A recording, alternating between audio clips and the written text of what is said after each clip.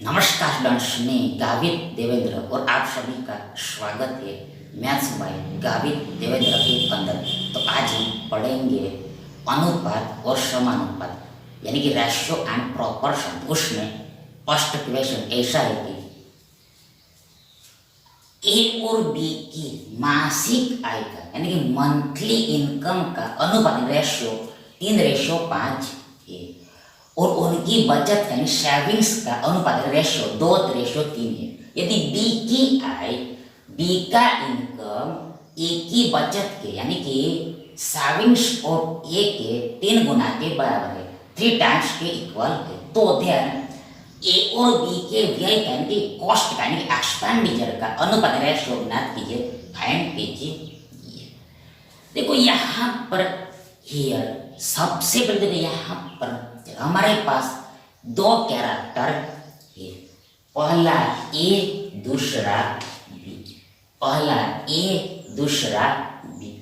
आगे दिया है कि आय का अनुपात कितना है। देखो आय मतलब इनकम, इनकम का रेशियो 3:5 का है, 3:5 का है।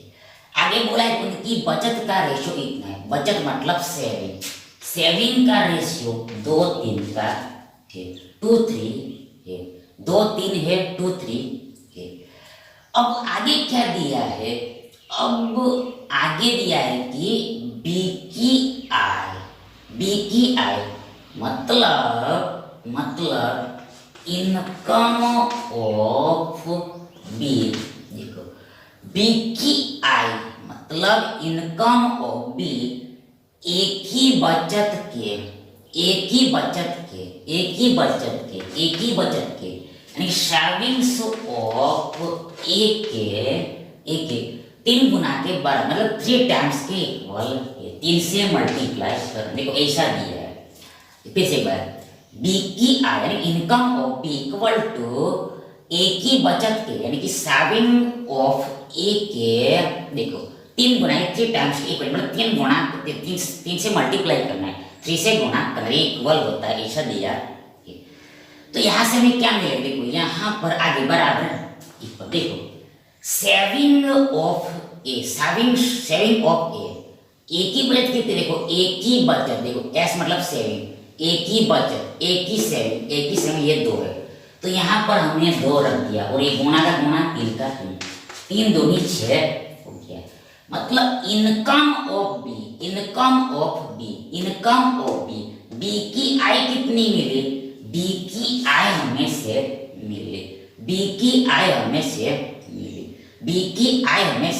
मिली, पर यहाँ पर हमने देखा तो बी की आय कितनी 5 है,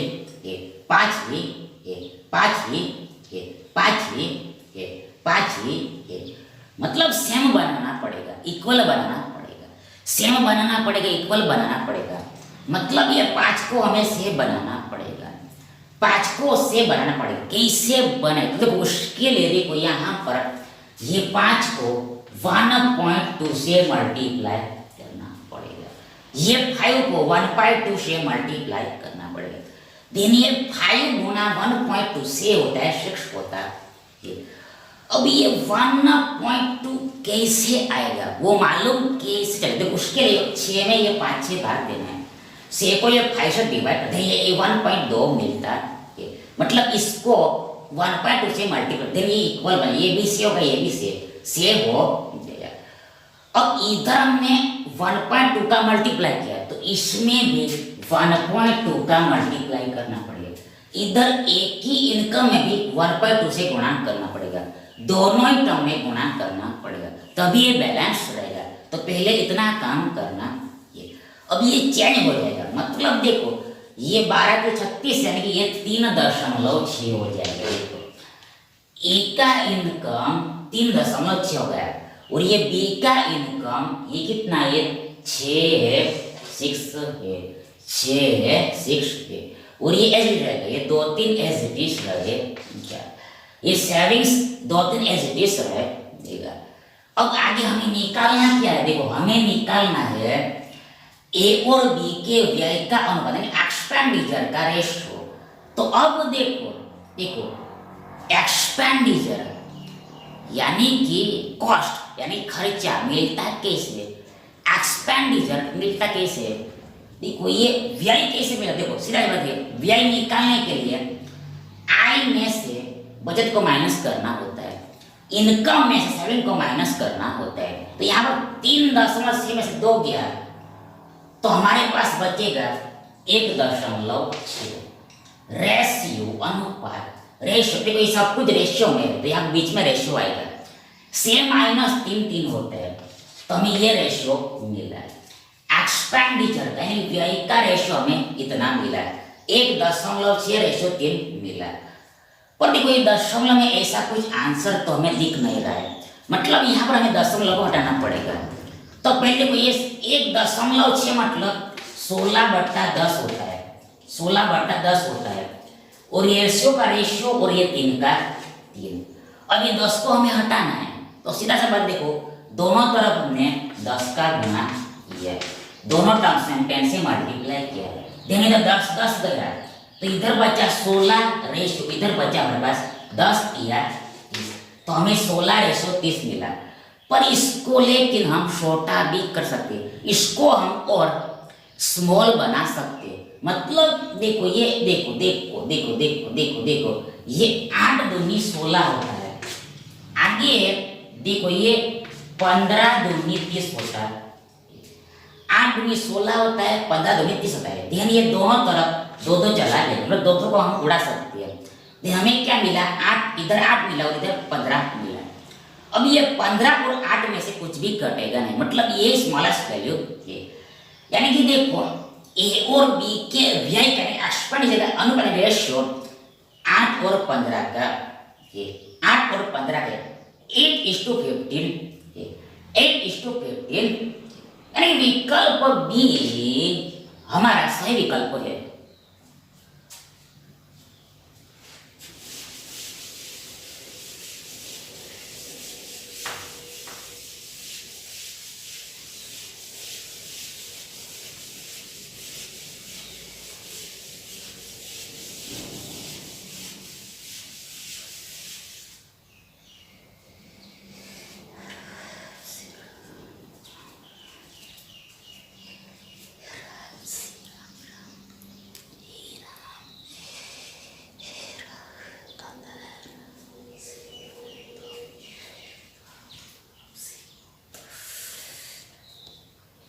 नेक्स्ट देखिए, ए की आय, इनकम ऑफ ए बी की आय से यानी कि इनकम ऑफ बी से 40% अधिक है, एक्स्ट्रा ज्यादा है, मोर है। और बी का यानी एक्सपेंडिचर ऑफ बी ए के व्यय का यानी एक्सपेंडिचर ऑफ ए के का 66.2/3% है।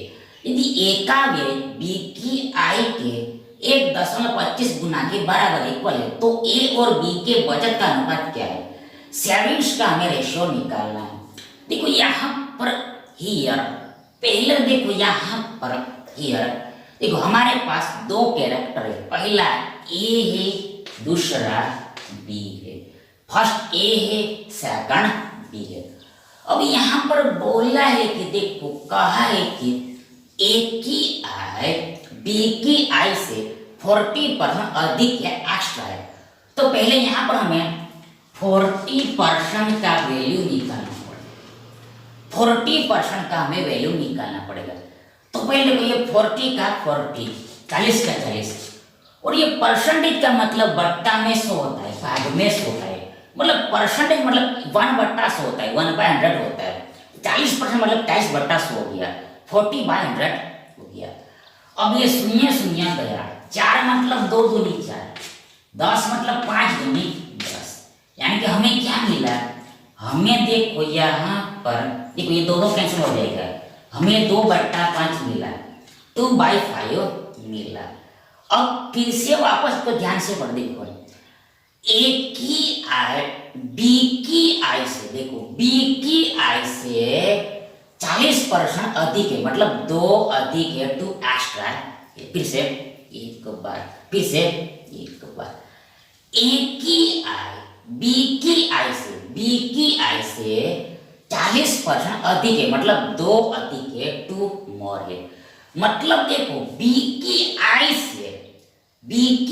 से यानी इनकम ऑफ बी से, मतलब यहाँ पर इनकम ऑफ बी कितना है, ये 5 बट्टा में देखना है 5। देखो यहाँ पर हम लिखेंगे इनकम, बी का इनकम ये 5, इधर 5 आएगा, बी के पास 5 आएगा। अब ए का आय इनकम ऑफ ए 2 ज्यादा है, 2 मोर है, मतलब 5 2 कितना गया 7 हो गया। ए का इनकम 7 हो गया, ऐसा यहाँ पर दिया है। अब आगे सिमिलरली यहाँ पर एक्सपेंडिचर का दिया है, यानी कि व्यय का दिया है, कॉस्ट का दिया है, तो ये भी समझना पड़ेगा।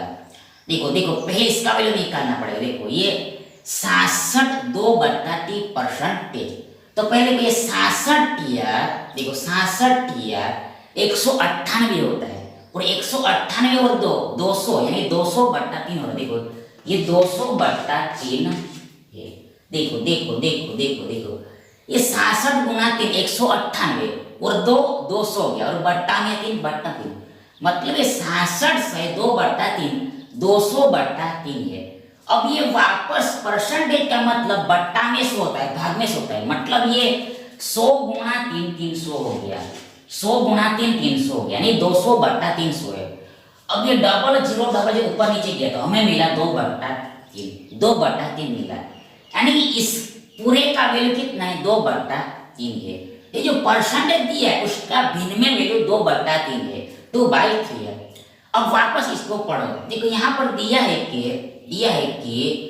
बी का व्यय यानी एक्सपेंडिचर ऑफ बी, ए के व्यय का, देखो ए के व्यय का, देखो ए के व्यय का यानी एक्सपेंडिचर ऑफ ए का इतना परसेंटेज, मतलब देखो यहाँ पर अधिक कम कुछ भी बोला नहीं, अधिक कम कुछ भी बोला नहीं, अधिक कम कुछ भी बोला नहीं, मतलब यहाँ पर सीधा ही है। देखो देखो देखो सीधा देखो, देखो बी का व्यय, देखो बी, देखो मतलब expenditure of B, expenditure of B, A के व्यय का, ए के व्यय का मतलब एक्सपेंडिचर ऑफ ए का इतना परसेंटेज है, मतलब ये 2/3 गुना ये, देखो 2/3 से मल्टीप्लाई करना है, देन देखो रेशियो बन जाएगा। देखो ये रेशियो बन जाएगा, देखो ये एक्सपेंडिचर ऑफ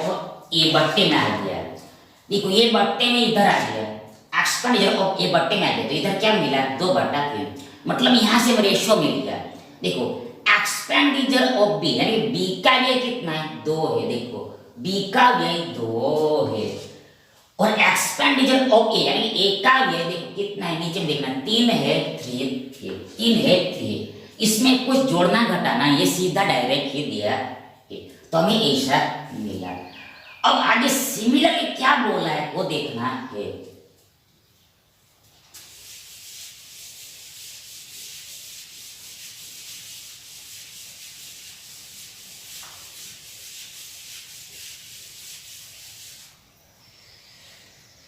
देखो आगे बोला है कि कहा है कि देखो ए का व्यय यानी कि एक्सपेंडिचर ऑफ ए का व्यय यानी एक्सपेंडिचर ऑफ ए, बी की देखो यहाँ पर अलग अलग, देखो यहाँ पर व्यय है, यहाँ पर आय है, अलग अलग सेम नहीं है।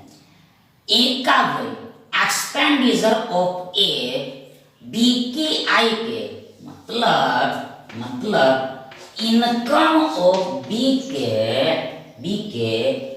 1.25 गुना, ये देखो ये ऐसा ही पसंद दिया है। देखो ए का व्यय यानी कि expenditure of A equal to देखो बी की आय के यानी इनकम ऑफ बी के 1.25 गुना, मतलब 1.25 टाइम्स है, 1.25 टाइम्स, ये इक्वेशन हमारे पास है। अब सीधी बात देखो ये इधर आ जाएगा, इनकम ऑफ बी हमने इधर ला दिया, तो इधर हमारे पास बचा है 1.25, मतलब ये क्या है 125। देखो देखो देखो ये क्या है 125/100 है, 125 बटा 100, 1/10 मतलब 125 बटा 100 होता है। अब इसको हम थोड़ा बना सकते हैं। देखो 25 पंच 125 होता है, 25 चौके 100 होता है। तो आगे देख 25 गया तो हमें 5:4 मिला। मतलब इनकम ऑफ ए 5 है और इनकम देखो एक्सपेंडिचर ऑफ ए 5 है और इनकम ऑफ बी कितना है 4 है। देखो ए का खर्चा 5 है और बी का इनकम 4 है, ऐसा हमें मिला। बस इसका यूज करना। देखो देखो देखो फिर से ध्यान से देखो, यहाँ पर एक्सपेंडिचर ऑफ ए यानी ए का खर्चा, देखो ए का खर्चा कितना मिला है। मतलब देखो देखो देखो कितना है 5 है 5 है, देखो 5 है 5। जब यहाँ पर हमने देखा तो यहाँ पर देखो एक्सपेंडिचर ऑफ ए यानी ए का खर्चा कितना है 3 है, इधर 5 है इधर 3 है, सेम नहीं है तो इसको सेम बनाना पड़ेगा। तो ये पहली बात हो गई। सिमिलर दूसरी बात, इनकम ऑफ बी यानी बी का आय बी का इनकम यहाँ पर कितना है 4 है और इधर देखा हमने इधर कितना है 5 है, यहाँ पर भी सेम नहीं है। तो ये दोनों को ही सेम बनाना पड़ेगा। देखो देखो expenditure of A and income of B same करना पड़ेगा, इक्वल बनाना पड़ेगा। मतलब देखो यहाँ पर हमें सेम करना है। देखो ये 5 और 3 को हमें सेम करना है, 5 और 3 को सेम करना है, 5 और 3 को सेम करना, ये 5 और 3 को सेम करना है। मतलब इन शॉर्ट यहाँ पर कहना ये है कि देखो देखो देखो देखो देखो देखो देखो देखो देखो income of B and expenditure of A को हमें इस रेशियो में लाना है, 5:4 में लाना है, 5:4 में लाना है, 5:4 में लाना है, 5:4 में लाना है। मतलब देखो एक्सपेंडिचर देखो ऊपर में देखो इनकम ऑफ बी देखो यहाँ पर हमें 4 लाना है, 5 की जगह पर हमें 4 लाना है, मतलब 4 के रेशियो में लाना है। और इधर क्या लाना है, देखो इधर इन एक्सपेंडिचर ऑफ ए यहाँ पर हमें देखो ये 5 लाना है, मतलब 5 के रेशियो में लाना है, 4-5 के रेशियो में लाना है, यानी 5-4 के रेशियो में लाना है। तो पहले क्या करना होता है, पहले हमें इसको सेम बनाना पड़ता है। देखो पहले ये दोनों को सेम करो और बाद में हमें इस रेशियो में लेना है, पहले ये दोनों को सेम करो बाद में इस रेशियो में लेना है, पहले दोनों को सेम करो बाद में इस रेशियो में लेना है, पहले दोनों को सेम करो बाद में इस रेशियो में लाना है। तो पहले 5 और 3 को सेम करना है, इक्वल बनाए, कैसे बनाए देखो यहाँ पर 5 है यहाँ पर 3 है, तो ये 5 का गुणा यहाँ पर करो, ये 3 का गुणा यहाँ पर करो। तो ये 5 दिया 15, 3 5 15, 15 हो गया, 50 हो गया, मतलब ये सेम हो गया, इक्वल हो गया, 15 इक्वल हो गया, सेम हो गया। अब हमें वापस इस रेशो में लाना है, इस अनुपात में लाना है। मतलब हमें देखो ये इनकम ऑफ बी 4 के रेशियो में जाए, देखो इनकम ऑफ बी 4 के रेशियो में जाए, यहाँ पर 4 का गुणा कर दो, आप 4 का गुणा कर दो। और आगे इनकम देखो ये हमने देख लिया, एक्सपेंडिचर ऑफ ए ये हमें 5 के रेशियो में चाहिए, 5 में चाहिए। तो यहाँ पर क्या करना, देखो यहाँ पर ये 5 से गुणा करना पड़ेगा, 5 से मल्टीप्लाई करना पड़ेगा। फिर से एक बार इसको हम रिपीट करते, देखो हमें ये दोनों को इस रेशियो में लाना है। तो ये इस रेशियो में आएगा कब, तो पहले हम इसको सेम करेंगे तब। मतलब ये दोनों को हमने सेम कर दिया, 5 दिया 15, 3 5 15 सेम बना दिया, और वापस जिस रेशियो में हमें लाना उस वैसा ने मल्टीप्लाई कर दिया, गुणा कर दिया। तो अब ये इस रेशियो में आ गया। अब ये टर्म में हमें 3 और 4 का गुणा किया, इधर भी 3 और 4 का गुणा करना पड़ेगा। देखो इधर हमने 3 और 4 का गुणा किया, तो इधर भी 3 4 का गुणा करना पड़ेगा। सिमिलर देखो इधर हमने 5 गुणा किया, 2 बार किया, इधर भी 5 का 2 बार गुणा करना पड़ेगा। दोनों टर्म में 5 का 2 बार गुणा होगा। इधर जितना गुणा किया उधर तो उतना ही इधर भी गुणा करना पड़ेगा, तभी ये बैलेंस रहेगा। तो ऐसा यहाँ पर समझना है। तो अब यहाँ पर देखो वापस ये गुणा करके लिखना पड़ेगा, देखो गुणा करके लिखना पड़ेगा। देखो तो अब देखो यहाँ पर देखो देखो देखो देखो देखो देखो देखो देखो कितना गए 7 या 21 का, और 21 और 84 का देखो ये मिला हमें 84, 84 मिला। इधर आगे 5 या 15 15 के 7 होता है, ये हमें मिला 60। आगे 5 25 25 25 या 75, यहाँ 75 मिला। आगे 5 25 25 25 50, यहाँ पर हमें 50 मिला, 50 मिला। ये अपडेट होते हैं, ये नया आ गया। यानी कि ये इनकम है, ये एक्सपेंडिचर चेंज होके आ गया। अब हमें निकालना है ए और बी के बचत का अनुपात, सेविंग्स का रेशियो। सेविंग्स का रेशियो सेविंग कैसे मिलता है?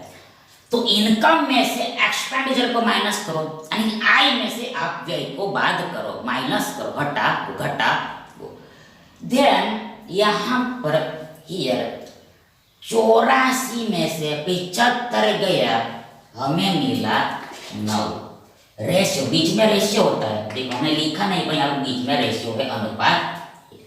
60 में से 50 गया, हमें मिला 10 10 10 10 10 10 10 10 10 10 10, बीच में रेशियो। अब ये दोनों में से कुछ भी कटे नहीं, यानी यही स्मॉलेस्ट वैल्यू। मतलब देखो ए और बी के बचत का अनुपात, यानी सेविंग का रेशियो 9-10 का है, 9-10 का है, 9-10 का, मतलब 9:10 है। 9 सही 10 है, 9 सही 10 है। यानी विकल्प डी हमारा सही विकल्प है। Thank you.